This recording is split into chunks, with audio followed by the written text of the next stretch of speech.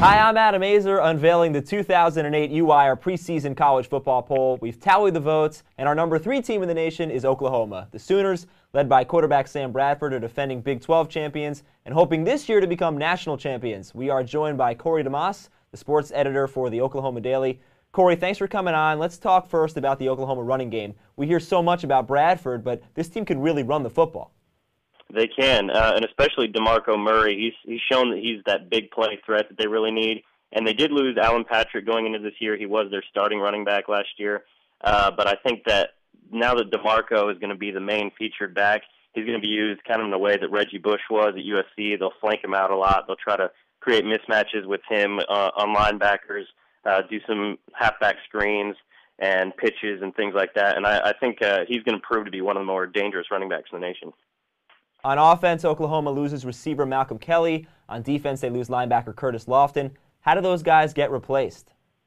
Well, at receiver, Malcolm Kelly's obviously a pretty big loss, but Quentin Chaney stepped in last year. Malcolm Kelly was hurt during the Fiesta Bowl loss to West Virginia, and and Quentin Chaney came in and replaced him and had over 100 yards and had a great game.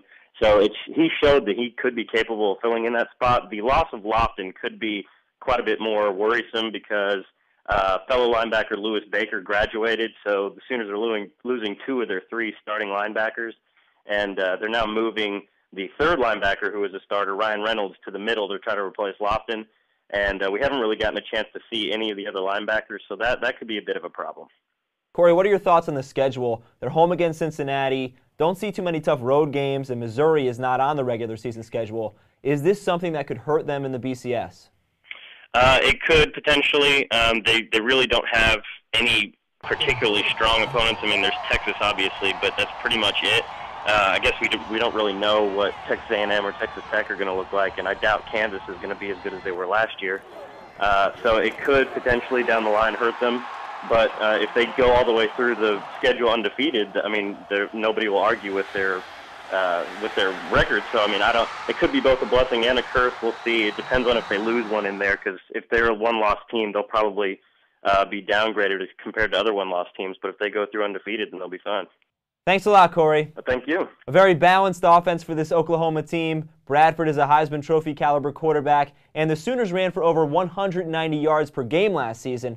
That's why Oklahoma is number 3 in the UWIRE preseason poll. And that wraps up this edition of the UWIRE Campus Pulse.